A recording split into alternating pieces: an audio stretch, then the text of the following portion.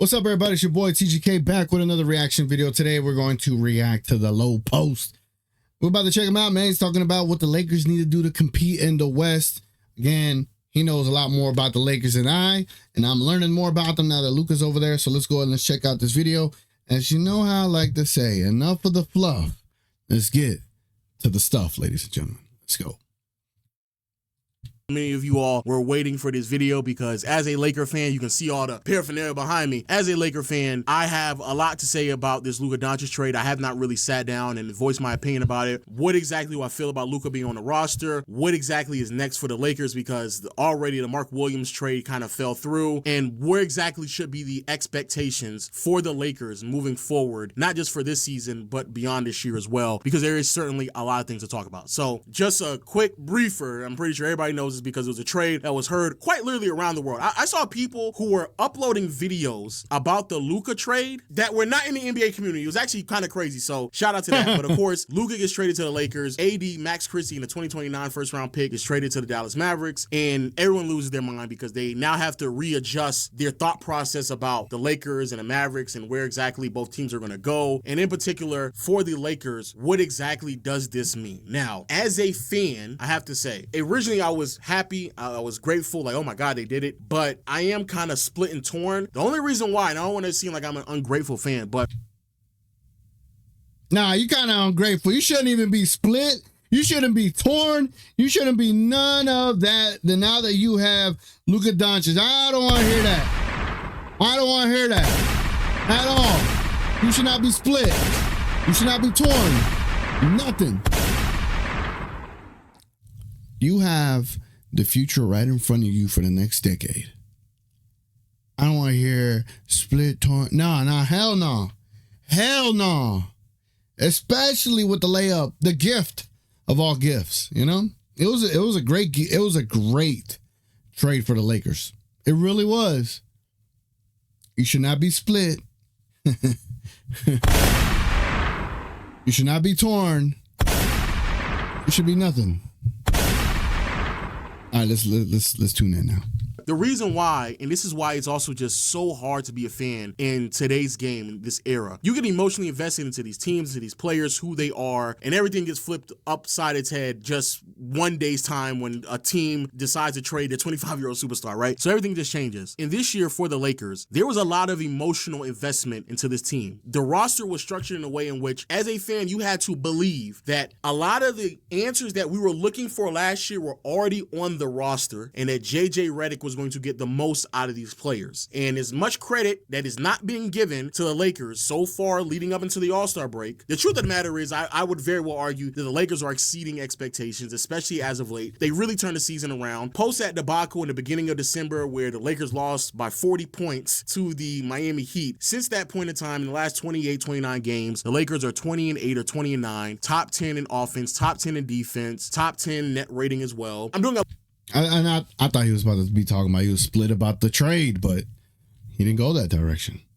You never know. He still might. Let's check it out. I this off the dome, so please forgive me. But effectively, they look significantly better than where they were in the middle part of the season, and not getting enough credit for it. JJ Redick has been, I haven't said, a significantly better coach than Darvin Ham. All the questions about, oh, well, is he going to improve certain players, and how is he going to coach? And early on in the season, people were keeping count of the record between those two coaches, and now they're all of a sudden not doing it anymore. Let me be known and let me be clear. JJ Redick is a better head coach than Darvin Ham. The offense runs smoothly. Players actually know what they need to do offensively. It's much more guided, much more concise, and also aids the strengths of a lot of players that's on the roster as well. So all facts.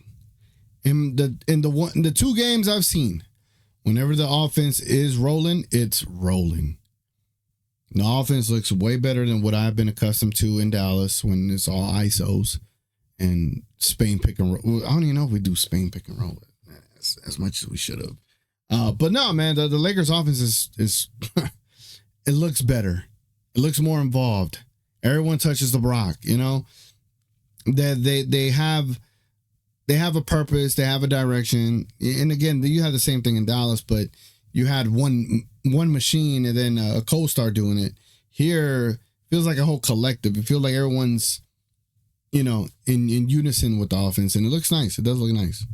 All of that works. Defensively, it's starting to turn the corner as well. Part of the reason why the Lakers have looked better on that side of the floor over the past 15 to 20 games, some of which has to do with the schedule being slightly weak with the offensive talent that they're going up against, but a lot of it has to do with the fact that they're experimenting way more with different defensive sets. They were operating in zones way more often, scram switching, making sure someone was backline, and effectively just not switching as often as they were in the beginning part of the season. This really aided this team in games in which Anthony Davis wasn't there, and just all around, the Lakers looked really great. And it genuinely felt as if like the Lakers were just one piece away from going to title contention conversations, in my opinion, especially if they were able to pull off the Miles Turner trade, even if it meant that they gave up like Rui and a couple of draft picks in the process, which I do believe was going to have to happen if they were going to go down that path. Also, speaking of Rui, the idea that you could have gotten more out of Rui turned out to be true. I remember early on in the season or in the preseason, a lot of discussion of like, well, where's the extra production going to come from? And there was a lot of focus centered around Rui, Austin Reeves, Max Christie, and Anthony Davis, all of which have panned out. All of which. Shout out to Rob Pelinka for not rushing into a trade, trying to make moves while the stock of those players were probably as low as they were ever going to be last season, and making sure he brought in a head coach and prioritized those players. Regardless of what you want to say, hey, if you want to believe that LeBron or AD brought in JJ, that's fine. But the fact that Rob Pelinka prioritized those players when JJ stepped foot into this organization speaks volumes into how Rob really viewed all of them. Rui's playing the best basketball, in my opinion, in his career. Max Christie, before he got traded, was playing the best basketball. It's very frustrating knowing as a Laker fan that he was sitting on the bench last year because a lot of the 3D presence that we needed on this team from a wing perspective, and in particular having some upside as a POA as well, the fact that all of that was already on the team last year and Darvin Ham was burying him in the bench, very frustrating. Austin Reeves is really showing clear improvements as a ball handler, decision maker, shot creator, having moments where he can even handle the offense while LeBron and AD are not on the floor, did so against the Indiana Pacers about 2 or 3 games ago. All looks really great. And AD being prioritized as well. A lot of questions on AD fading in and out of offense, all that other nonsense, some of which I do believe is true, but a lot of it had to do with the fact that AD just was not being prioritized in the offense. And here we are now, JJ was able to get the most out of him. It was really great to watch. And honestly, I think the biggest takeaway from the season was that LeBron, probably for the first time in his career, was able to step off the floor and the team was still winning. LeBron was being less ball dominant. Team was still winning. LeBron across the board numbers were down. Team was still winning. So LeBron didn't have to be as much of a part of this offense for them to still execute at a very high level. So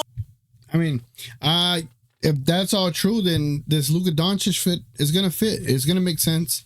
I just think they need more time, bro. I definitely do think they need more time, and I think LeBron's gonna be the guy that, has to make the adjustment.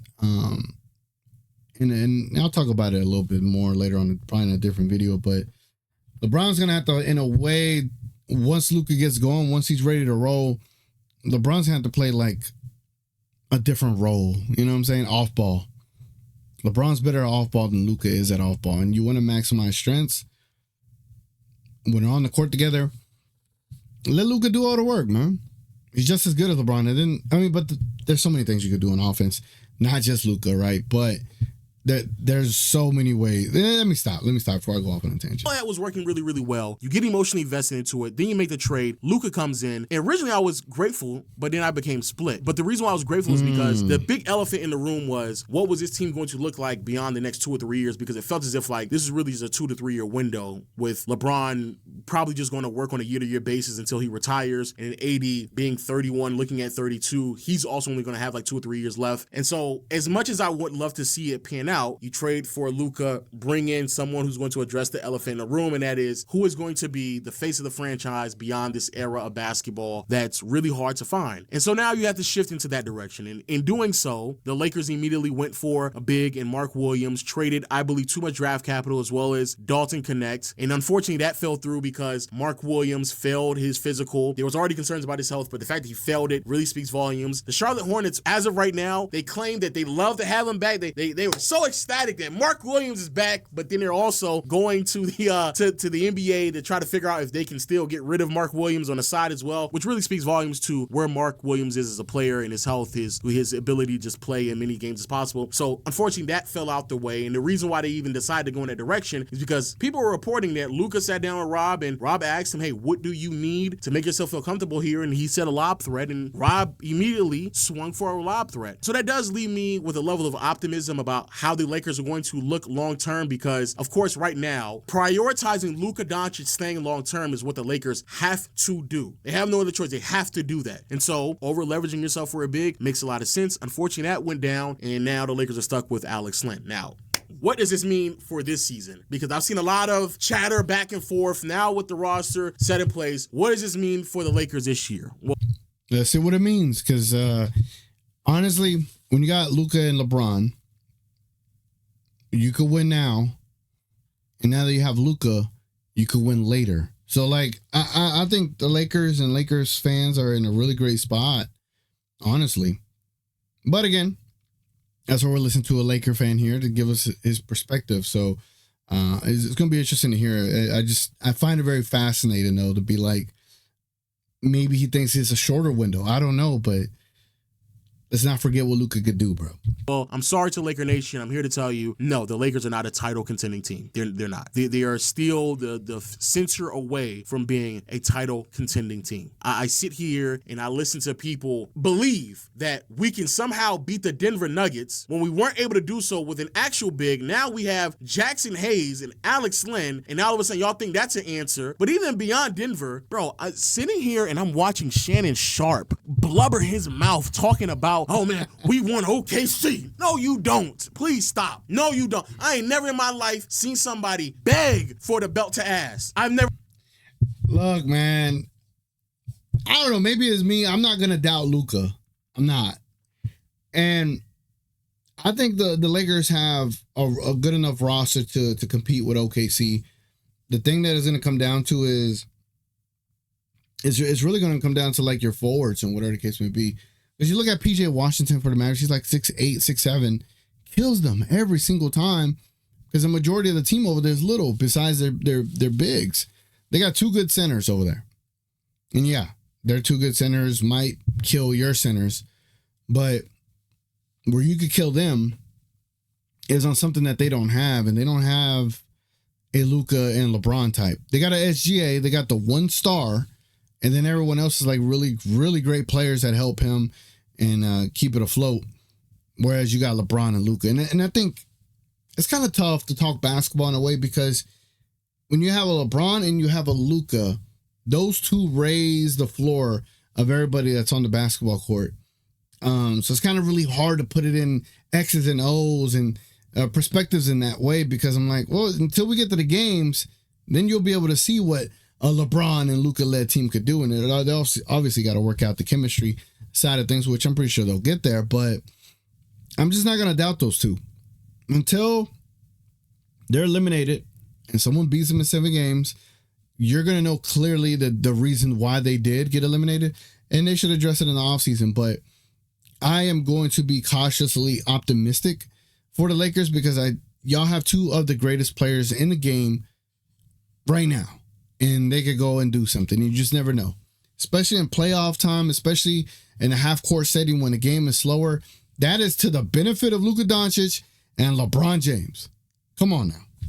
Never seen it. No, you do not. You do not want OKC, especially when both of them are there, Chet and Isaiah Hartenstein. No, you don't. No, you do not. No, you don't. Please stop. OKC still has fewer than 10 games in a loss column, and they're not just beating teams. They're beating the break side of teams. They're beating them by like 20, 30, 40 points. Please stop. They have a historic net rating. Historic. I actually think they have the greatest, the highest net rating of all time, effectively meaning the difference between their offensive rating and their defensive rating, or also another way of putting it, how bad they beat teams. They beat the dog shit out of teams. No, I'm okay with that. However, I do believe that the Lakers are a sneaky good team, very interesting. Offensively, the sky's the limit in my opinion. I'm way, way more optimistic about what this team is going to look like because a lot of people sitting there saying, oh man, Luka and LeBron, two ball dominant players. I don't think LeBron gets anywhere near close enough credit for what he's doing this year, coming off the ball, allowing AD and AR to operate the offense. He's not getting nowhere near enough credit. He's going to in my opinion, probably do it even more now that Luka's there. And I do believe with him being off the ball in terms of long term now, will keep him playing basketball probably a year or two longer than originally expected because he doesn't have to dominate the ball anymore. He can be more of the forward type of player that a lot of people kind of been wanting him to be for a huge portion of his career. But in terms of this season, not a title contender, I do believe the offense is going to be really, really great. Give Luka a little bit more time to kind of develop into this offense. Also, I think JJ Redick, who I've already seen run sets for him, where Luka is moving off ball, but still has the threat of throwing a lob to someone like Jackson Hayes. I actually think the offense is going to be fine. It's going to be great, but it's not going to be enough defensively to keep us in conversations with Denver, in my opinion, and it certainly is not going to be enough to keep us in conversations with OKC. Just not. If we upset Denver, that would be amazing. But OKC,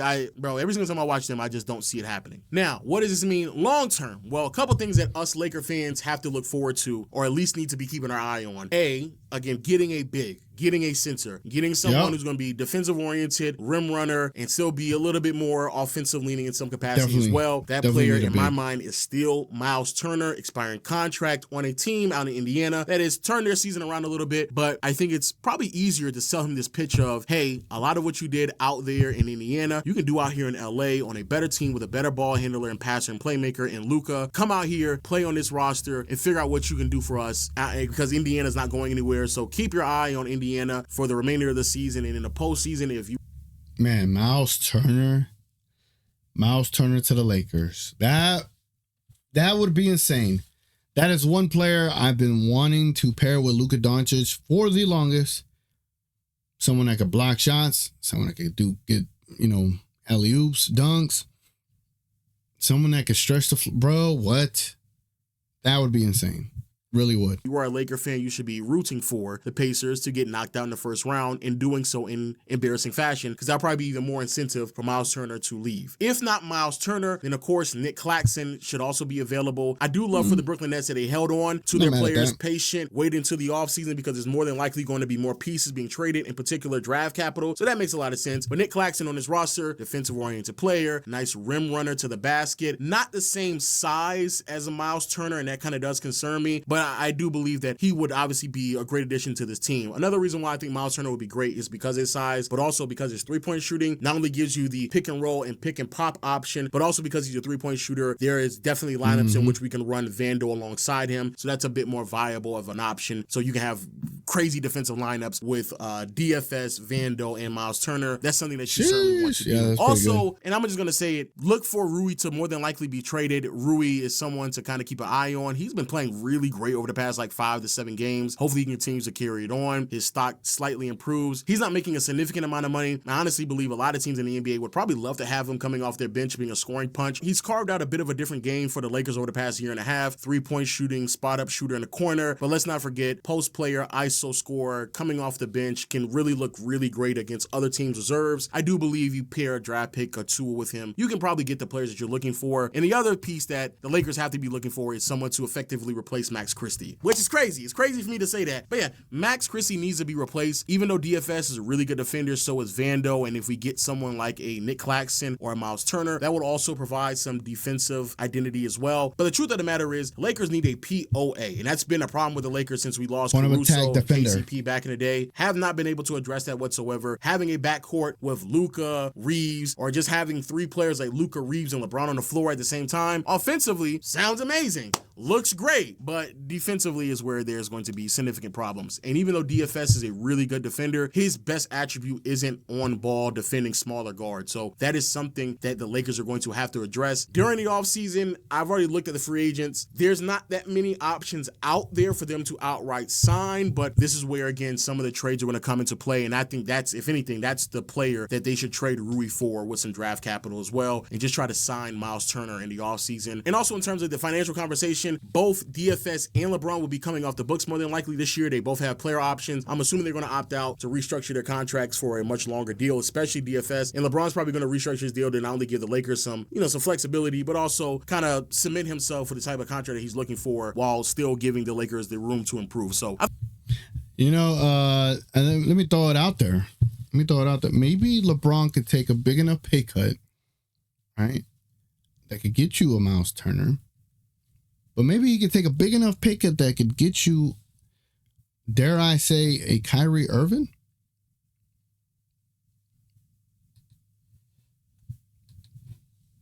I think that's what's more than likely going to happen, and that's something that the Lakers, in my opinion, should be looking forward to. But this season, the rest of the season, to me, is just a wash. It's just a wash. The rest of the season, honestly and genuinely, should be, what are ways for us to find out what this team is going to look like offensively with Reeves, Luka, and LeBron. That, in my opinion, is what we're going to gather for the rest of the season. Everyone else on this roster, it's just not enough. It genuinely is not enough to convince me or really anyone else that they're going to be able to compete at a really high level with teams that have defensive identities, switchable players, bigs that can really disrupt the flow of things. And even watching them against the Jazz these last 2 games, the inability of having a lob threat now that Jackson Hayes just got hurt in the last game really does transform how teams are going to be able to defend the Lakers, because Luka doesn't look 100%. Reeves already doesn't get downhill that often. And so LeBron was trying to, really shift the defense as much as he could, but just couldn't do so when you're running double big lineups with Larry Markkinen and Walker Kessler. So I do fear that throughout the remainder of the season. But again, I just feel like this season is a wash. The Lakers are still going to make the playoffs. They're probably going to 50 games, but are they going to be able to compete at a high level? In my opinion, no. I think that too many people are very optimistic about the idea of like, oh, well, it's Luka and LeBron, so let's not count them out. And I get that theory. I get that understanding. And I'm pretty sure if the Lakers somehow find themselves in the finals, y'all are going to clip this up. But I personally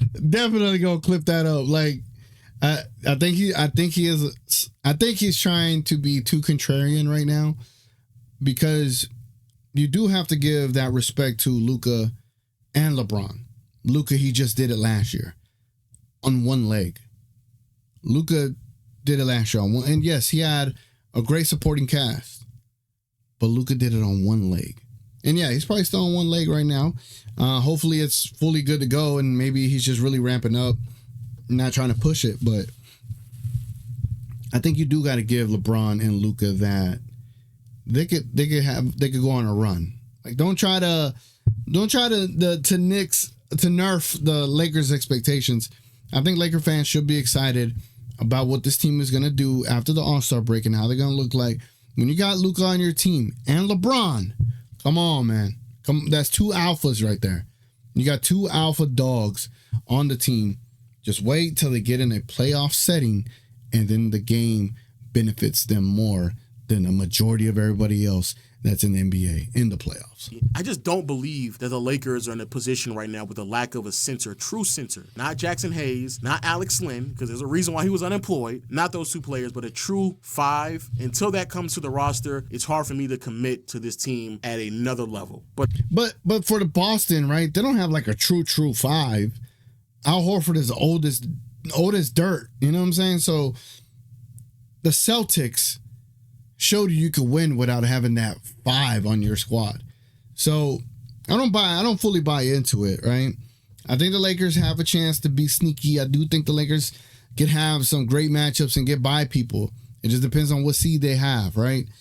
I think they could do something, especially when you got playoff performers like a LeBron and Luka. Anything can happen, man.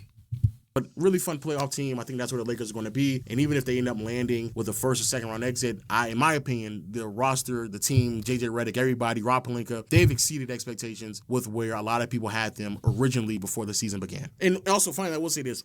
Luka, I'm going to say this to you. You better get that shit together, brother. I'm going to be honest with you. I hear all this. I'm happy that you're here. It's good that you're here, face of the franchise, right? But don't be a fat ass. Don't be a fat ass. Don't be out of shape. Take this shit very serious, because there's a lot of shit that you did in Dallas that you got away with because you were their guy. Like, right, they fell in love with you. They was okay. All the antics, saw a couple of things against the Utah Jazz tonight. Didn't really like it that much, right? Didn't really bode well for me, right? So I get it. You're still hurt. Kind of coming back. Take a break with the All-Star week, right? I like that. But let's wrap this up. Let's go ahead and get back in shape. Let's get back in shape. Let's get to where you need to be, because that if you think the way that Nico Harrison and them are slandering you right now in the media, I don't know if you heard of Laker fans.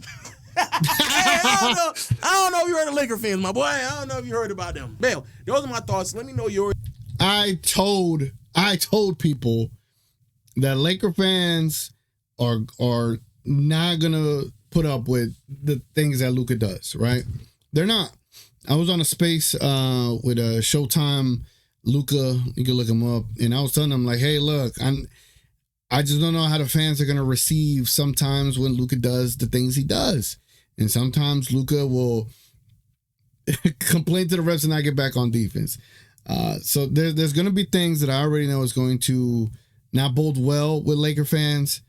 All I say is just wait. You'll see why it's worth it. And unfortunately, the Mavericks didn't see why it was worth it. Hopefully the Lakers, hopefully it's not as bad as it was with the Mavericks for sure. Because I think Luka did have that kind of that safety net with us. He doesn't have that safety net over there. So maybe, and he's with LeBron, so maybe there's more accountability that's going to be bestowed upon Luka. But I still think you're going to see some of those old habits that, people didn't like. It is what it is. But it's funny to hear that right now on his second game. It's his second game, you know what I'm saying? But yeah, man, salute to the low post. Great video. It's been your boy TGK. Consider subscribing, liking, becoming a member, all that good stuff. And send me videos you want me to react to. I'll react to them. Anyway, it's your boy TGK, and we out.